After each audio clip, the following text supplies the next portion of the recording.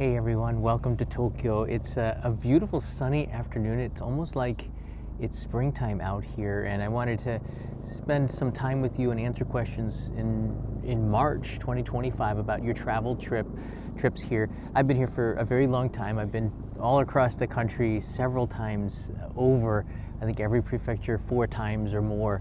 And if I can help you at all, please ask away. Thank you to my Discord, to the Patreon supporters for their contributions, and for also asking questions there as well. And I will open it up and just go right at it, because I think this is the best way to do it. So as everybody starts to filter in here, I'll look at some of the questions I've gotten over the chats. Why are there a lot of abandoned homes in Japan? And the answer to that is that Japan's population is decreasing, and there are a lot of families that used to live out in the countryside. Their kids went to university in Tokyo or Osaka or in the cities, prefectural places. They've left home and they don't want to return because of work. The parents pass away, and typically the house sits there, and there's always an intention for the younger generation to go back to their hometowns, but it never really happens. And this is and then they pass away, and their grandkids have no more connection to that house because they never lived there. These houses sort of go in that sort of abandoned condition. But there are lots of different reasons. That's just one of many reasons why. But it has to do with Japan's declining population, and also the movement to the cities, because there's not a lot of jobs in the rural areas. There's not a lot of reasons to live there. Younger people are waking up to it, and they're finding ways to invest in their hometowns. But I think the revitalization of Japan's countryside is going to take a lot of work. There's got to be a lot of incentives to go out there and do that. But if there aren't any jobs, or there isn't much for young people to do, they're not going to want to live there, which is why Tokyo's population is increasing and the countryside in Japan is decreasing. And it looks like that trend is going to continue. It's an opportunity to come here and live in Japan, but before you even consider buying a house, you better visit Japan, and you also better understand the local area where you're buying the house, because you could be getting into a situation. Japan is not a paradise for everybody. If you come here to live here, my first years were very challenging. If you don't know the language, you don't know the culture, it is a very safe, it's a very wonderful, delicious food here, but it's not. There's a helicopter hovering. It just came before I started the live stream, but it's not for everybody. There are a lot of frustrations that you're going to have, and people do get homesick, and the majority of people that I've met over the years have left Japan and not stayed. I'm like the lone survivor of a group 27 years ago or so. So it's a good question, though.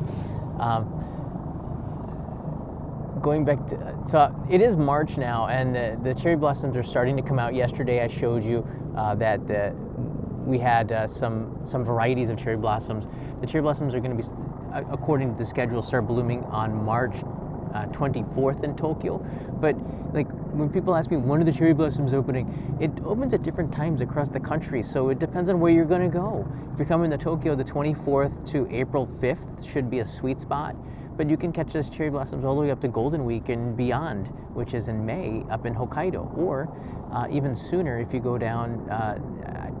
Kochi is usually a couple of days earlier. So, but typically it's going to be mid-March till like the first week in April for the majority of the country. These are some really great questions. I got another question here. Are the property taxes on homes? I believe so. I really don't know a lot about that, but relocating to Japan, I have a friend named Chani in Japan. She's an up-and-coming YouTuber. She's really good at showing the experience in the countryside. She lives in Wakayama, Chanijapan. I highly recommend checking out her channel, and I got a chance to meet her when I was in Kagawa last year. Just a really good person, and she's very interesting to talk to as well. She's Australian, and she bought an abandoned home in Wakayama, and she's been living there. She had a lot of challenges. She still has a lot of challenges, and if you watch her YouTube channel, she does a good job of overcoming them. So I would recommend go checking that out, and I'll, of course, on this channel, take you to abandoned homes and around the country and talk about those kind of things. There's a ton of questions here. If you don't get a chance to do it here, please go on. Please join the Patreon. We have a postcard club, which is great.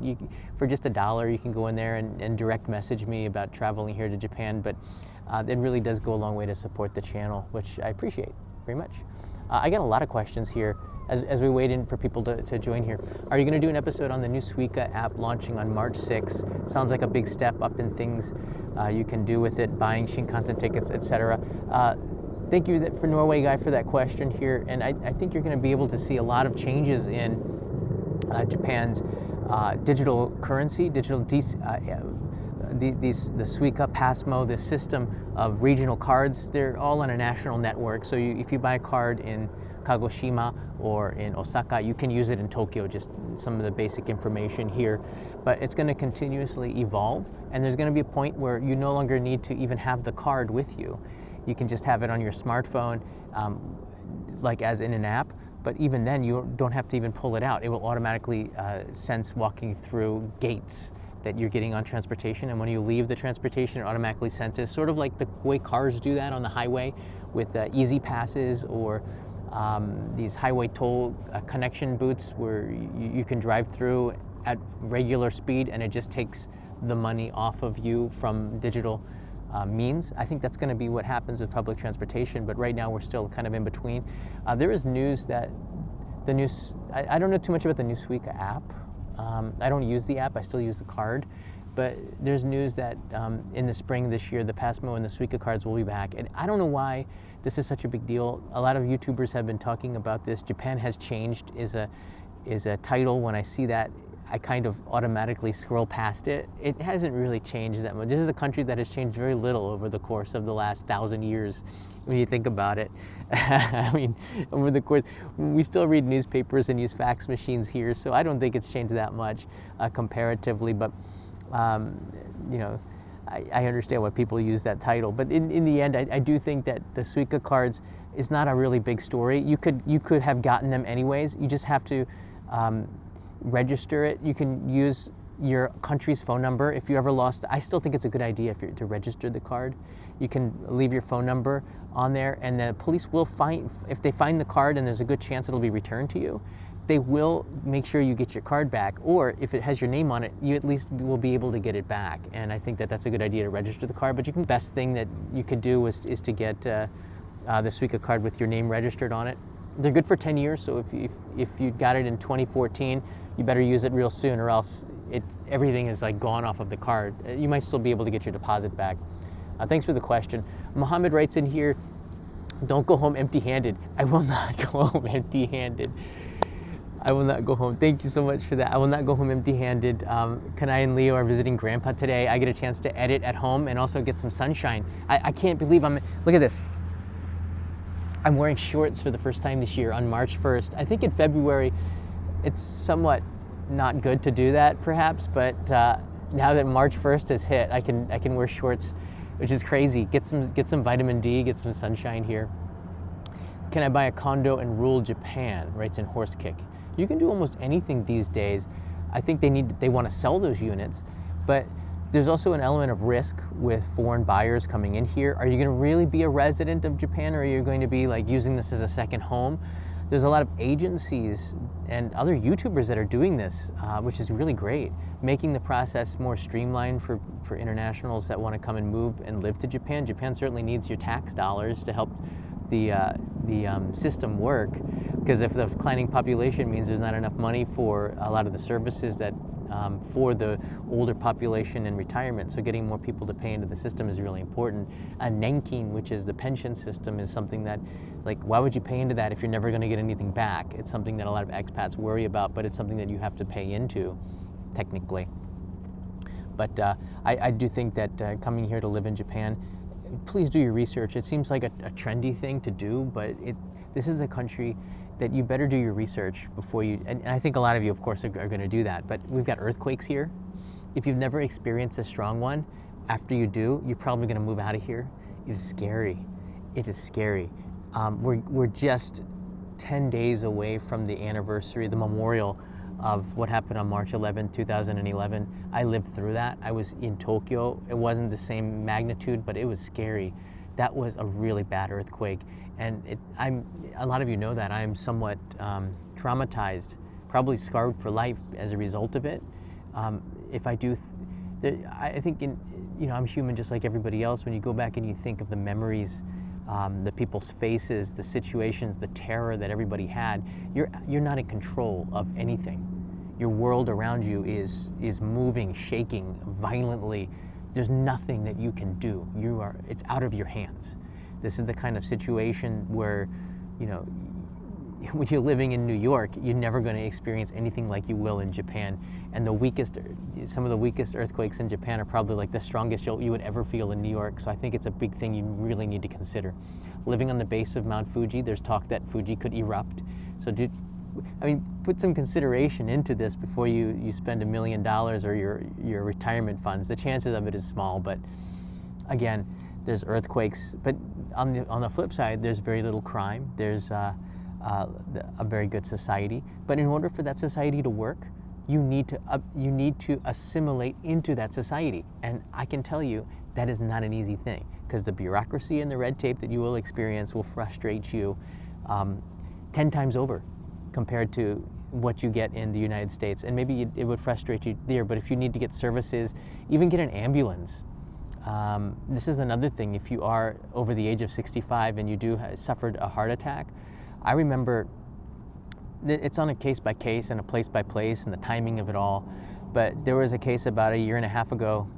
Leo had an extremely high fever, like 104, 105, I can't remember, but it scared the living daylights out of us, and it was something that hadn't gone away. His fever hadn't gone down in days. So we called an ambulance, which is, for kids, they don't have to pay anything for an ambulance if they're sick. So we called the ambulance came. They were able to give him some kind of service in an ambulance, but we sat in the ambulance for quite a significant amount of time, like 15 minutes. And they were calling around to hospitals to find a place that would be able to see Leo, and there was none. They said that they could take us to one place, but you know, this is the middle of the night. And I was really concerned, like even in Tokyo, in particular in Tokyo, would I be able to get medical care if I were to have some sort of a really bad emergency? And the answer is, there's a lot of people who might not make it because of this situation. We just don't have enough doctors or hospital beds, so to speak, apparently. I think you need to do your research into this as well. Go to a place where you maybe live next to the hospital. I don't know, but I always worried about that, which is a reason why I kind of changed my diet and exercise and try to keep in good shape now, because I know, like, I don't think I could get the same kind of help. So you got to think about this kind of stuff, right? You really do. Walter L. Walters is here. Afternoon, John. Enjoy a cold convenient beverage of me. Thank you so much, Walter. I will. I showed you the other day that Sakura green tea that Itoen put. I'm gonna order a case of that, because I gave it to Kanai and her eyes go like this, and she wants to get more of that, and I drank most of it. I saved her half, no backwash, like I got to go get more of that stuff. So thank you so much for that. I got to get a cold one and save that for the cherry blossom season. Sean writes in here, I wish to live in Japan one day like you. Yeah, you know, again, like I've been here for a very long time. I'm used to everything. I can't even say I speak the language. I'm conversational. I'm certainly not fluent. And everybody who's in Japan, I mean, I can be easily criticized for if you hear me speaking Japanese, and I really don't care. I can do live TV shows. I'm on a news program every couple of months where I talk about Japan's inbound tourism industry when they have a question or it's a news article, and I can handle that just fine. They ask me questions. I am a little nervous, and I can talk to TV cameras with millions of people watching and in a foreign language. So I'm pretty comfortable, but my level is not good. There's millions who speak much better than me that are foreign expats here. So I'm in that case, but you have to consider that very much if you come here to live here. I got to be honest with you. I moved here in 1998, and I lived here until 2003. I would say I call it the first shift of my life here. And I don't know, I wasn't sure I was going to be here for much longer than that. And it was, you know, I hitchhiked the country. I got to learn the people. I put myself in a situation where I could get answers about what kind of a country, what kind of a place Japan was, and I was able to do that by putting myself in that situation, which not everybody should do. I think it's dangerous to hitchhike. I think there's risks involved. But I felt like I was prepared for that. You can't be prepared for everything. But at the end of that trip, 20 people picked me up and took me across the country, and I saw the kindness of the people, the safety. There are some weirdos out there, there really are. Japan's not the only one that doesn't. Japan is not a country that doesn't have weirdos here, but including myself. Maybe I'm in that department. I don't know. It's up for debate. But I learned about the country and was able to come to grips with it and make this my home. And it's not an easy thing. And if I didn't do that kind of thing and get a chance to check myself and understand the culture, I don't think I could live here for as long as I have, which is more than half my life now. How does Ramadan look like in Japan? That's a good question. I really don't know when it comes to other religions. I'm not a particularly religious person, but I am I'm not an openly religious person. I don't go to church or anything like that, but I would say I believe in religion, and I do think this is a hard place to it, but the communities are quite strong. I've had friends that there was a mosque. Where was it? I had a friend who we walked by a mosque, and he said he goes there, and he says that there's a nice community of people, and it's hard. I don't know too much about it to speak of it, but it's not something that I see very much. But I can tell you, it would be pretty hard to live here because you can't eat. Getting halal food is really, really challenging here, but it's a lot better than it was 5 years ago, I would say. It's getting a lot better, but it's a tough question for me to answer. Have you been to China recently, like what Japan was 40 years ago? There's a lot of questions coming in. Thanks for that. I'll try my best to get it. You can ask it more than once. Just give it a couple of minutes. I went to. This is such an interesting question. I wish I had some pictures queued up. I went to China in 1998 for the first time. It was 98. I think it was 98, or it could have been 98 or 99. It was before the millennium, and it was a totally different country. I'm not kidding. I was on like the third or fourth belt of Beijing. I stayed at a guest house. His name was Mr. John, and he was one of the only guest houses for foreign tourists. So everybody was in a dormitory, and I got to make a lot of foreign friends there, and Chinese friends too. But you could rent a bicycle, and I rode from there all the way to Tiananmen Square and around the city center of Beijing. Very few cars, almost exclusively bicycles.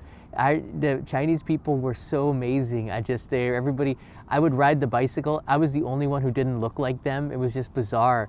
And everybody would be smiling, waving. People would come up and take pictures of me. There's a lot of Chinese tourists that were visiting Beijing as tourists, and I would become a prop and go into their photos. So that was a really cool experience. This was 1998, 1999.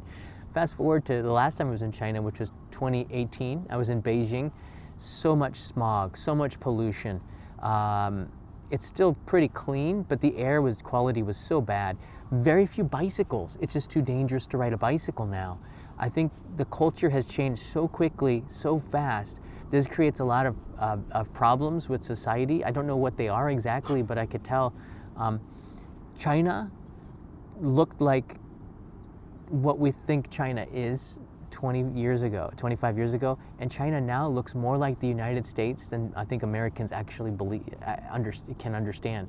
I remember driving in, my Chinese friend had a Tesla, and I was an MC of an English spelling cup, which Chinese they're very good at English, probably better than Japanese students, extremely smart. And I was MC of this event, and one of the presidents of the company executives had a Tesla, and we drove in his Tesla back to Beijing, and I was just shocked. I said, these signs, everything, the highways, it looks exactly like America.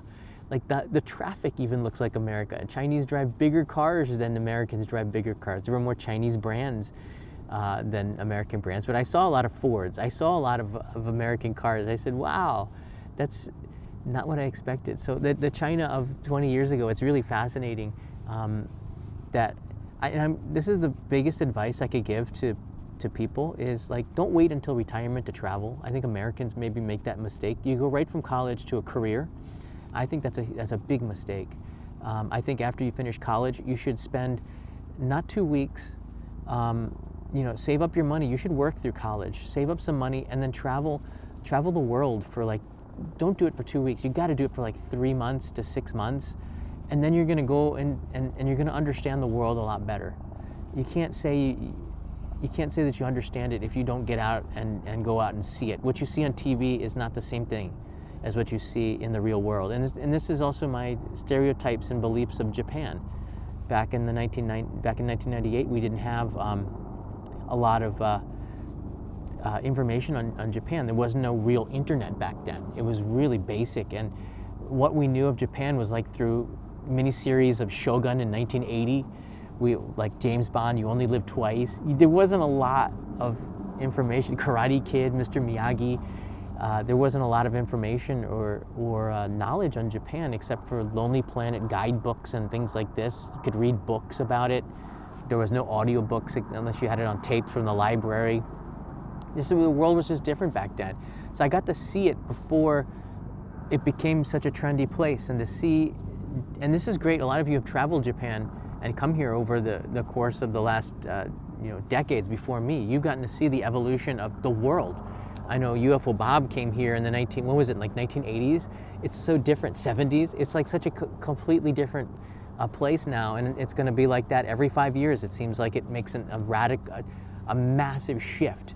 So coming back and repeating as a tourist to Japan is a fascinating experience. It really is. Let's see here. You are here, PQ. What? I think reading the questions is really hard. I'll take a few more here. There's Space Boat behind us. Here, I can, while we're waiting here, you can get a nice view of Space Boat going by in all her glory. Hey, Leia's gonna be here in 2-3 weeks. You're gonna time it pretty good. If the weather is like it is now in 2 or 3 weeks, this is gonna be absolutely amazing.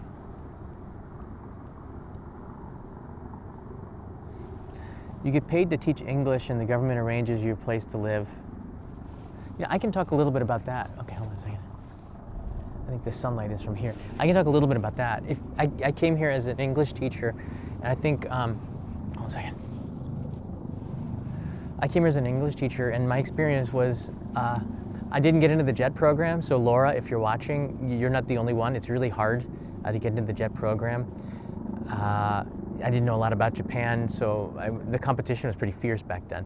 So I got in as a private teacher for an Heiwa, which is English language schools. I came here because my friend was insistent of it. He said, look, if you need a job and you're not sure what you want to do, come to Japan and teach for a year. You get a chance to travel and save up some money, which is what I wanted to do, but also learn about a culture, and the food is good, and he convinced me to do that, and I did. And I came to Japan in 1998, and he's not here anymore. That's another story I have to talk to you about. But the English language program really does a great job. It depends on the company. Do your research. I thought Eon did a pretty good job. Nova was one at the time, Geos. I know they're not making the same amount of money because the competition in this space is a lot more fierce. You can do everything online now. There's a lot of teachers in the Philippines teaching Japanese English that are competing with this Eikaiwa industry.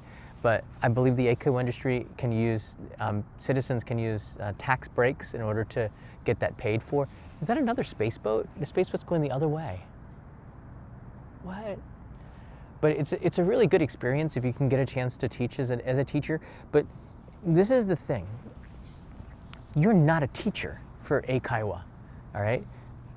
Eikaiwa's English language conversation industry. It is a business. The first thing you need to understand is that you're a salesperson. You need to make money for the school. If the school doesn't make money, you can't teach. This isn't like a public education system. This is extracurricular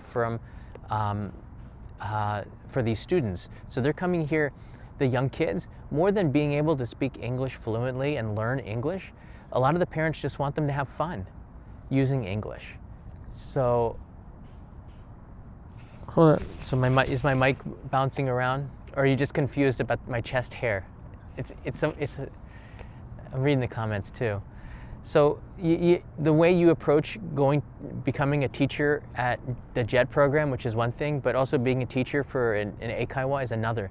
You really are a business person. You are somebody who is teaching a little bit. I think a lot of it is playing, and I taught children. And for the adults, I think a lot of it was you go out and drink with your students. You're not supposed to, but there's like soft business as well, where if you didn't go out and drink with your students, then I don't know if they would continue. So sometimes a lot of the adult teachers are encouraged to go out drinking with their students, but not to teach them outside, of course. It is definitely a business. And once I could wrap my head around that, I became a better teacher for the Eikaiwa industry. Because if your students because you have to understand why they're there. Eikaiwa students, for the most part, aren't there to become, maybe they are there to get better at English, but they're not there to become just fluent in English. They also want to be interested in English. And learning a language, teachers can be quite strict. It just depends, because these aren't formal teachers that are coming in to work in the Eikaiwa industry. So you have to be an inspirational person. You have to be a fun person. You have to make sure that the kids love learning English. And sometimes that means not learning English to start to love learning English before you start to learn English. So the hardest thing, I think, for Eikaiwa teachers is to recognize that you're not a teacher in the sense that the teachers are teachers in the public school system. You're a teacher in the sense that you're a business person, and you want them to love English. And if you can teach them to love English, then you can start to teach them to learn English. And that's the first thing. Because a lot of the kids, they don't want to be there because their parents are making them go there. These kids, Japanese kids are often like American kids these days. They're doing too many things, I think. They don't really have a lot of free time. So you want them to have some fun there. And if you can convince them, and this is where the business meets the education. If you can convince the students, if the students are having fun and they like to do it, then the parents continue with the English lessons, and you continuously have students, and that's good for the school, and that's a win-win. So I know that Eikaiwa industry quite well, but if they're not having fun, then they're not enjoying it, then and that's a different way to approach it, but you can't be strict with the students. Maybe after you talk with the parents, but it's like it took me a year before I understood how this works. You know what I mean? That's my experience. And I get to work. All right, I became so good at teaching kids that the CEO, not the CEO, but the boss of this division called me a mommy killer, because I was so good at dealing with the parents that I got them to continuously keep their contracts. It wasn't like a plan or anything. It's just you can understand what the parents want. But he called me, he's like, "You're the mommy killer." It's like, what does that mean? It's like, because the mothers all want to continue your lessons. And I'm like, okay, well, hey, everybody wins then, right? And that's sort of the business part of it. And I did such a good job, and this is why a lot of you, this is a hard thing. It depends on the kind of person you are. And I think maybe this is a good message for the younger generation. See, look, that's how old I've gotten, right? When I'm giving messages to another generation. I learned this the hard way. Whatever job you do, and I've said this before, whether you're like cleaning a toilet or, I don't know, washing your car, you have to do it the best that you can do it, right? So when it comes down to teaching English, it took me a year to figure this out, because I was an awful teacher in the beginning. You have to learn to do everything that you do the best that you can do it, right? And then people start to recognize you, and you don't do it for the recognition. There's something good about going to sleep after spending the day and working as hard as you could have worked, doing everything that you could have done to say, I don't know, win the day. Coming here as an English teacher, I'd say half of the kids that come here to teach English are coming here as a work holiday. I think if you have that kind of an attitude, then you're not going to be successful, not just in your work holiday, but also in life. So you also find that by working hard and doing a good job, the job gets easier, and people recognize it. And I was, at the end of, despite not being a great teacher in the first 6 months in particular, I think I turned it around and was able to, I got kids to be able to continue. And the boss of the company said, well, why don't you go to Hiroshima and work there and try to help this school out, because we need a good teacher. I'm like, wow. And I went to, they paid for all the travel expenses, they paid for my apartment, they gave me a better salary, another bonus, and a stipend, a travel stipend, which was incredible. It was like $15 a day, but that adds up. And I did that for 3 months, and I helped Hiroshima, and I had saved up a bunch of money, and I backpacked around the world again for 6 months. Went down to Sydney for the millennium. I traveled to Tibet, I traveled through China again, I traveled through Vietnam, Cambodia in the year 2000 in the beginning. Different world back then, made so many good friends. Then, all right, I met somebody, and I wanted to come back to Japan, and I'd done such a good job with being a teacher that the boss of that company said, if you ever want to come back again, just let us know. He gave me the number, because it's all about relationships. And so I got in touch with him, and I said, look, I'm traveling again, and I'd love to come back to Japan. Do you have any place that I can come back to? How about, Utsunomiya? And he said, okay. So he found me a position in Utsunomiya to teach, and I spent a considerable amount of time there. I turned that school around, did a good job again. The relationship didn't work out so well with the reason why I came back, but I was able to parlay that into getting a chance to move 16 different times with that job. So coming here as an English teacher really set me up in a way to do only in Japan that I think perhaps, well, maybe you see that when I make this episode. And the reason why the main channel episodes might take a little bit more time is because I'm trying to do the best that I can do each time. It's hard. It's a hard thing. It's a hard thing. Good questions, if that was one. What made you want to be a teacher before coming to Japan? I don't know. I think my roommate in college was a Japan major. He was kind of a weird person. I talked to him before. Like, most dudes are getting the American Playboy, but he had the Japanese Playboy. Like that kind of a person, right? He slept on a futon. You go into his room, and like everything is on the floor. He's American, right? It was a little confusing to me. But of course, the first thing he did when he graduated was he came to Japan in the JET program. And he's a friend of mine, and I love to travel, and I hadn't been to East Asia, and seemed like a pretty good idea. And he's a smart guy, despite being a little bit odd. Some of the oddest people are the smartest people. And he, it's funny though that he's not here anymore, and I'm still here, and my Japanese, despite him majoring in Japanese, is much better than his, and I've been able to set up a life here, and he's back in the U.S. doing something completely different. So it's really weird how life turns out. But in terms of being a teacher, it's not something that I don't know. I just saw it as an opportunity, and this is the hardest thing with how things turn out. You just got to do, and a lot of people are lost, because it seems like a lot of people are lost these days. Just do something. Instead of just doing nothing, do something, and something happens. Another door opens. And it doesn't matter if it's something that you wanted to do or not, but if you do it better than anybody else, people recognize that, see your value, and then all of a sudden, another door opens up. And it's amazing how life can take you in certain directions and places just by doing your very best at whatever challenges that comes your way. And I'm sitting here, I'm in a place I've been here before. This is on the Sumida River. I believe it's across from Chuo Ward. So it's near Monzen Nakacho, actually, on the riverside here. This can be, your questions are good, so calling out to Salty's generosity. Ima o ikeru. Yes, please, keep living. Have the waves of nuisance streamers affected you in any way? All right, I'll try to get to that question in a second here. Air to the Run, any recommendations on people or services for hiring photographers in the Tokyo area? Not really, but direct message me if you have something that you need aired to the Run, because you're like family and I would always help you. But that's a good question. I don't know. The nuisance streamers,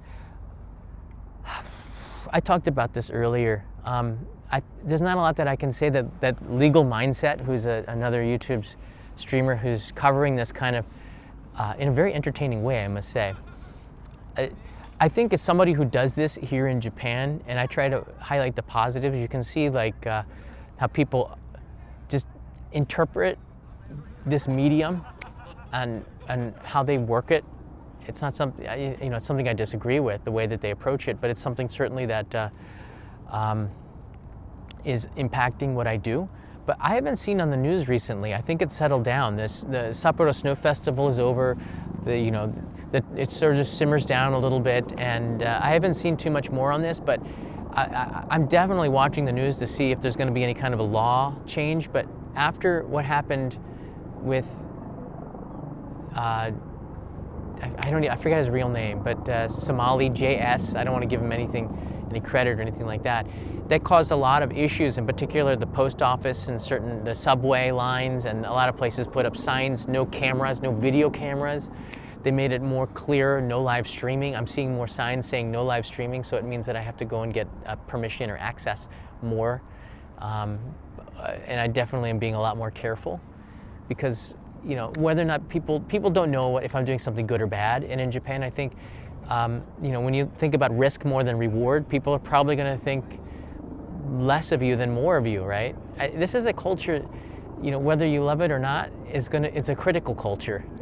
You just read the comments from Japanese to other Japanese. It's a culture that's very critical of everybody.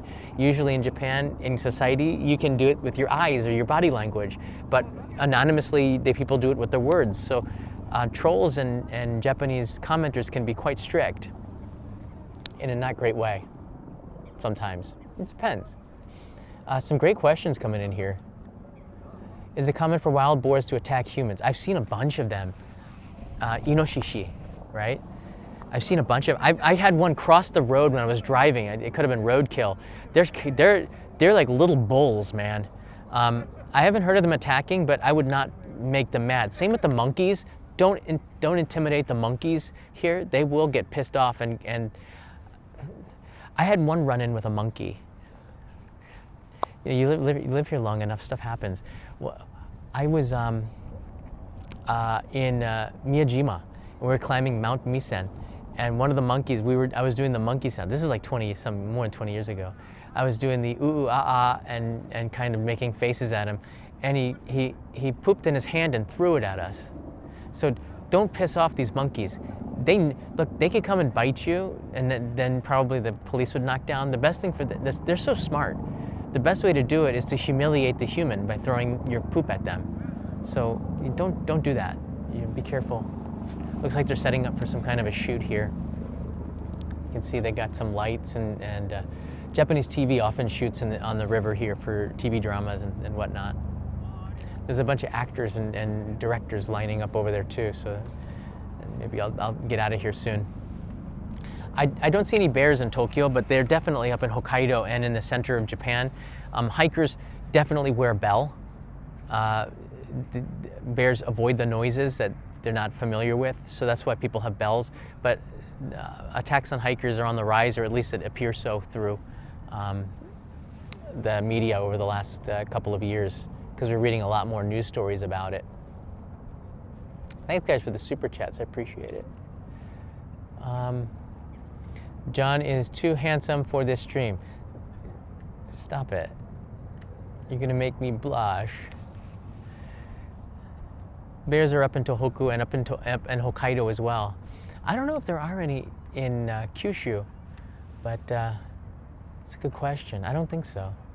There's a lot of rural areas in Kyushu around Mount Aso and the volcanoes there, but I would doubt that there's any bears up there. Saw hidden cameras in a business hotel. I would not put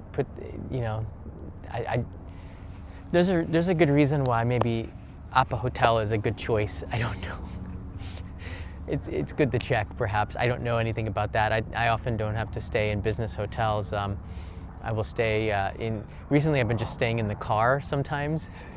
I'll just sleep in the car and edit there, so I might get a bigger car. Here me go writes in here, Moon Island meeting anytime soon. Maybe he's talking about Tsukishima, which is over there, actually. Hold on a second. That might be a great idea for a meetup.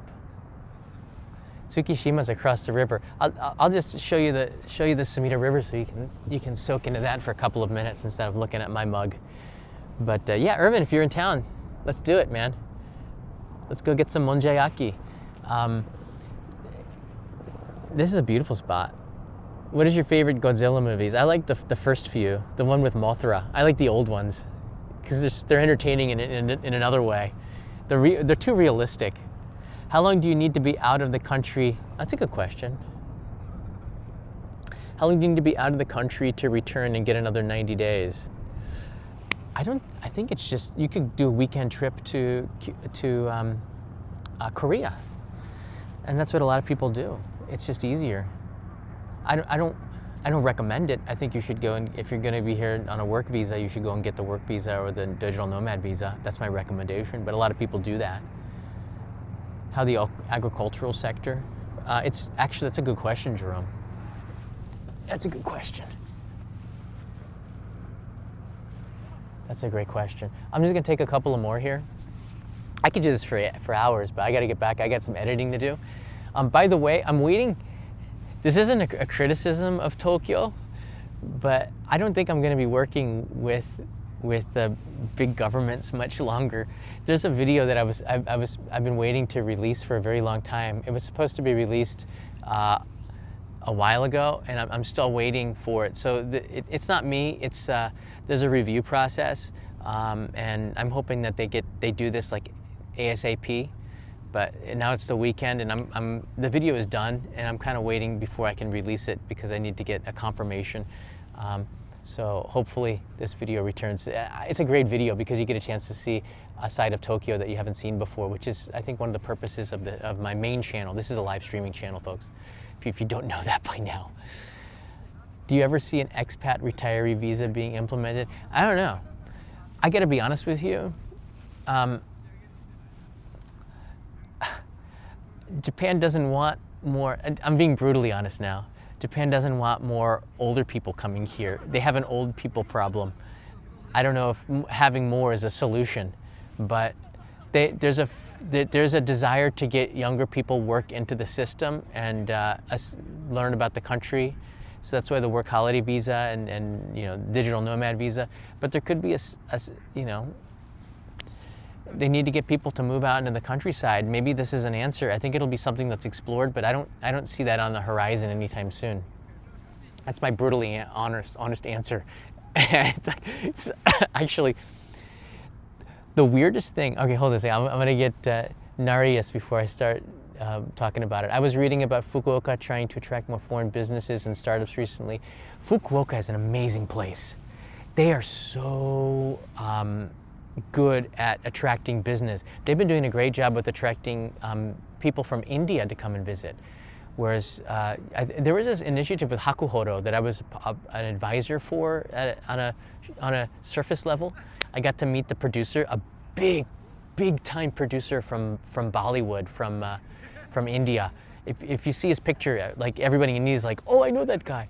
There was a talk to do a remake of Love in Tokyo, which is this amazing classical Hindi movie, Bollywood movie that was made in Japan, and I think it was the 1960s. It's a great movie. To do a remake of it, I don't know if it worked out, but the Japanese government was looking to do that because through Bollywood you can attract a lot of tourists to come to the country. So there's a lot of synergy to do something like this. But the project, I think it fell through. I haven't heard from them in years. One of the big ad agencies was involved in that. I don't do that. I don't really do that kind of consulting anymore. So I don't mind talking about it. But I think Fukuoka was one of the places that was really, I think, trying to get locations for that movie being shot. And they've done an amazing job. So I would not be surprised if Fukuoka was doing more to encourage businesses to come there. I think Tokyo is really saturated. I think Sapporo, Sendai, Nagoya in particular, and Fukuoka have so much more potential. They're being underutilized by investment. And I think think about Nagoya. It's a city that has had a declining population. A lot of industries, manufacturing left. It's become something like Pittsburgh, perhaps, in a way. Some similarities. But there's so much potential, like Pittsburgh, just based even on location. And they have the Chuo Shinkansen line going through there, which is going to be opening up in the next 10 years. I don't know. There's a lot of hurdles to overcome. That's connecting Tokyo with Nagoya in like 45 minutes or something ridiculous. So I see so much possibility with Nagoya. Fukuoka as well. They've got an international airport. There's a lot of opportunity. And the food is, I would say, better than Tokyo and Fukuoka. So there's a lot of reasons to live down. It's a lot cheaper too to live in Fukuoka. So, great question. I'm not a fan of the tonkotsu ramen. The real tonkotsu ramen, it smells kind of funky to me. You gotta be honest. You gotta get over the smell. It's kind of strong. Pork bone ramen is not for everybody, but it's pretty. It can be good. Did you ever want to make a feature film? Brian, I think every main channel episode is a feature film. So if you put it together, they're just chapters of a film, perhaps. Maybe, but like I did Kickstarters where I was able to do that kind of stuff. I made, in fact, you can get the Blu-ray on the Only in Japan store, where we have I think store.onlyinjapan.tv, where you can see one of the feature films that I produced in 2017 for the backers of that project, and it took me years to edit it. Let me not get started into that story, but it's a lot of hard work, but it's also a good memory to go back and watch. And I'm re-editing that video to try to make it tighter and better, because again, your skills as a storyteller get better and better the older you get, and learn more about the medium. So maybe I'll release that sometime, but on the channel. But right now it's a Blu-ray that you can get. And I've done other stuff, the hitchhiking. I did a bicycle ride in 2005 before YouTube. So a lot of YouTubers have done like the same stuff that I did years ago. And if I do it now, people are going to say that I copied them, and that's not exactly the case. But everything's been done before, anyways. It doesn't really matter. So I don't really worry about it too much. It's a great question, Nightbot. Thanks for sharing that. Yeah, the Blu-ray it's got 2 tracks on there. There's the original, and then there's a commentary track where I talk about the trip. And Kanai, my wife, talks about it because we were engaged at the time, and she was coming to meet me. We weren't married yet, and she flew to Hakodate to meet me after I hadn't seen her in a month after hitchhiking. So she gets on and she does some of the commentary, which I thought was pretty cool. But I got to meet her halfway. It's a pretty cool documentary. You learn a lot about Japan through meeting people, and the hitchhiking I thought was the best way, and that's why I made that Kickstarter, the documentary. So, great question. I'll take one more, and then I'm gonna cut this out here. Have you ever told anybody? iPro writes in, has anyone ever told you look like the Karate Kid? Yeah, that's nothing new there. Since 1984. I think I'm aging better than Ralph, but I'd love to meet him. When he was working with YouTube on the original Cobra Kai, I told my partner manager at the time, if Ralph Macchio comes for the Cobra Kai series, because it was a YouTube series at the time, it started that way. He says, please let me know, because I would love to meet him. A lot of people say that. So that never happened, but perhaps that'll become a reality someday. That'd be funny, right? That'd be pretty funny. Greetings from the Netherlands. Dankjewel. Alsjeblieft. Hey, we might go there for Christmas. We're talking about it. Trying to maybe do the Christmas markets. Love to go to Holland. I got so many friends in Almere. Don't ask me why. Backpacking. They were backpackers. You look more like LaRusso than LaRusso does. I don't even know what that means. Hello from Belgium. I was going to say hello. I love Belgium too. I got friends there as well. One of my best friends lives in, I guess just north of Rotterdam, not Rotterdam. Gosh, I'm starting to forget. It's right on the border of Holland. I'd spent so much time in Belgium there. He's Dutch, but a lot of Dutch people live in Belgium because of the taxes, I heard. At least that's what he told me. Hoogstraten. Spent a lot of time in Hoogstraten. Don't ask me why. Well, you could, because I had a friend there. Antwerpen, yeah. It's just right next to Antwerpen. Spent a lot of time in Hoogstraten, where he lived. I stayed in his apartment with him, and His girlfriend was also one of my best friends here in Japan. So I know Hoogstraten and that side of Belgium fairly well, actually. Beautiful place. Oh my God. Hello from Shin Okubo. Shin Okubo is a wonderful place. I love it. I definitely want to go there and get that real strawberry ice cream that's trending on the internet right now. What else are you gonna say? Hello from Rotterdam. I'm gonna be in Nagasaki this month near House Ten Bosch. I don't know if I'm gonna stop by there, but there's a possibility that I do, and that's a pretty unique place where they have recreated Holland. If you don't know what House Ten Bosch is, look it up.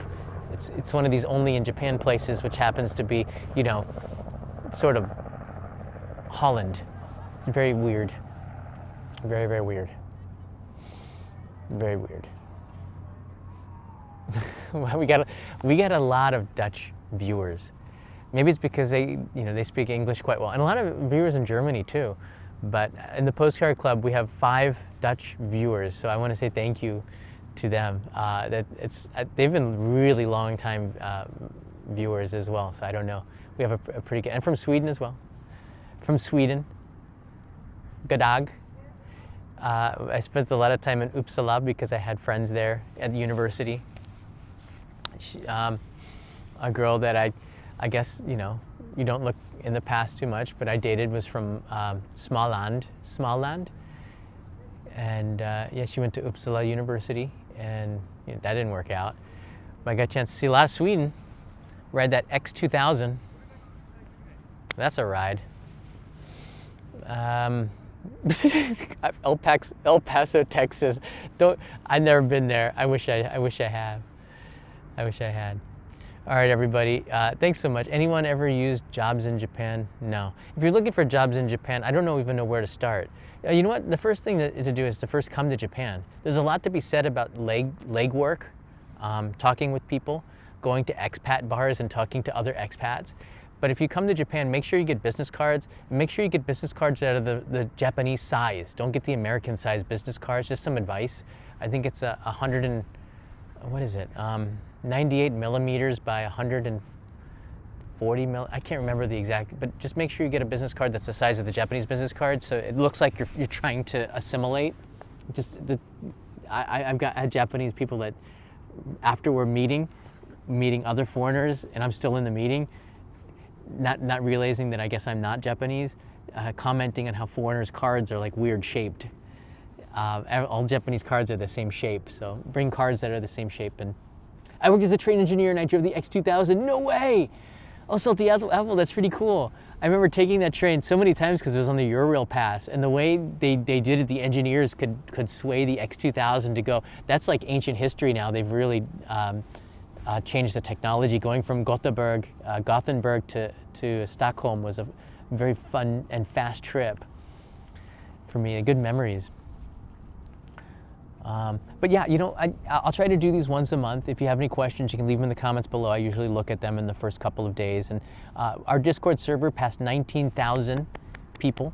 So we have a Discord server with almost 20,000 people. We'll do some celebrations when we hit that 20,000. But we've got an amazing community. We've got a lot of good moderators there that try to keep the peace. But, you know, I'm all for free speech and all of that, but to keep people trying to sell crypto and things like this, and to keep it somewhat civil, we've got some great moderators that are doing that. And I think if you have questions, the best thing to do is to meet people that are already in Japan through the server, and it's good to exchange stories. The photo section is incredible to see people uploading real-time photos from their trip in Japan and then getting a direct message with them to talk about their experience on the ground here. Also really good to do, but you can always try to catch me. I do respond to direct messages on Patreon, so if you are a Patreon supporter, I really appreciate it. The reason why is because I just don't have time to answer a lot of questions, but if you're a supporter on Patreon, it kind of helps to do something like that. Walter L. Walters writes in here, what a great stream. Well, thank you, Walter. And I do have to say I can't go home empty-handed, so I got to go and stop off and get something for the family. Maybe I'll go get them some cake for dinner. I think Kanai said she's gonna bring gyoza back home, so maybe I'll get the dessert. Thank you, Daniel. 91 millimeters by 55 millimeters. Make sure it's that size. If you travel around Japan giving your business card out, it makes you look like you know what you're doing. And that's how people start to trust you if you have a business card. So it's very hard to do business if you don't have a business card because it means that you're somewhat established, right? It's quite important. And as a traveler, if you're backpacking and you're getting ready for like a 6 or 9 month backpacking trip, having these business cards, great way to keep in touch with people. Give them your YouTube channel, but also your email or your phone number, and keep in touch with people. Because you have a card in a digital world, people lose their phones all the time, but those cards people hold on to. There's something, and it's a small piece of paper, so it's not something that's really bad for the environment, but I would say going digital all the time, old school sometimes better, all right? You know what? Okay, I can tell you this. If you guys really want a job, start writing letters, sending your resume. Don't do everything digital, and don't do what everybody tells you that you need to do it. Like, this is the way. Try to get creative and write letters to people. Everybody loves to receive a letter in the mail that's not a bill, and it's so personal now. It's like it really is a way to connect, and it means that somebody took the time to put pen to paper. And in the digital age, this is the most disruptive thing that you can do. Write a freaking letter. And this is why, and I'm promoting this, of course. This is why I do the postcard club, because there's something really special about you getting a piece of paper from Japan. Like I've got this cantor. I've got a Patreon supporter in Aruba, one of the most beautiful places in the world, and he sends pictures of the postcards in Aruba, and this connection of this piece of paper that travels around the world to the other side, it's just amazing to me. So put pen to paper and write people letters, and it is the most intimate and, in this day, most appreciated thing that you can do. UFO Bob has sent me letters in the past that means so much. UFO Bob, I know you're watching. That means so much. And I want to try to respond as much as I can. It's really hard sometimes to find the time to do it. Like right now, I got a little bit of free time, but then I go right back to edit, or I can do family stuff. It's like there's a never-ending line of stuff. But it's such a thing that people really, really appreciate more than you understand. And young people, put pen to paper and get those business cards and find ways to connect people through that way. It looks like they're doing something here, so I'm going to get moving. But I'll stay connected with you guys. Thanks again, John writes in Joshua. I love the recent postcard. I look forward to returning to Japan this spring. I look forward to hopefully catching up with you. Looks like they're setting up something for TV, so I'm going to get moving. I don't want to be in the way, but I hope this is useful, and I'll try to do a Q&A once a month and kind of talk to you about this. So if you do,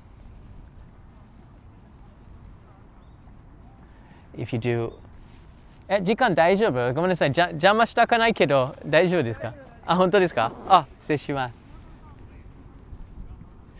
Yeah, if you have any questions, I want you to have a really good trip to Japan. I want you to have a really good time, and I want you to experience things that you haven't experienced before. I want you to get off of I would like to see you get off of the beaten path. I'd like to see you find an adventure. I'd love to see you have experiences that you remember for the rest of your life if you come here to Japan in a good way.